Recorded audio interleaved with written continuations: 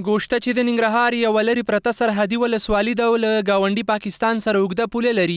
اوسیدونکي په دې خوښ دي چې له بشپړ امنیت څخه برخمن دي. بالکل شکر الحمدلله ګوشته ولسوالۍ کې ډېر ښایسته امن دی او دلته بس د پولیسو د مالي پولیسو په همکارۍ باندې ډېر امن دی. بل ولس اتفاق ته ډېر شکر الحمدلله ډېر ښه امن دی.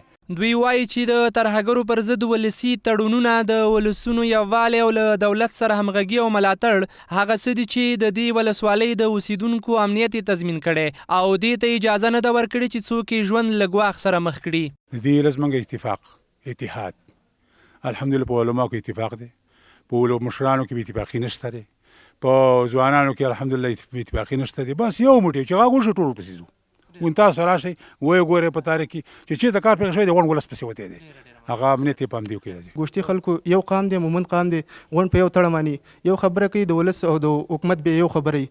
بالکل همدا اتحاد دی، اتفاق دی، نفاق پکې نشته، جدایي پکې نشته. غونډ یو خلک دي، د یو خبرې خلک دي.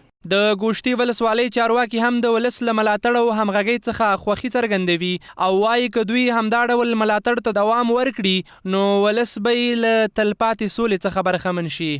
د ننګرهار په سطح او بیا د افغانستان په سطح ګوشته دغه ولسوالۍ د جملې څخه یوه ولسوالي ده چې پوره امنه ولسوالي ده.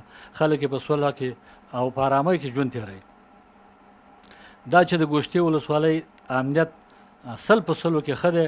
د دې یوازینۍ موجبه دا ده چې ټول ولسونه، قومي مشران، علما کرام، خانان، ملکان، د ولایتي شورا وکیلان، د پارلمان وکیلان چې د ګوشتې ولسوالۍ اوسیدونکي دي د خپل ادارې نه، د خپل نظامي او امنیتي قواو نه ملاتړ کوي، همغږي دي ورسره.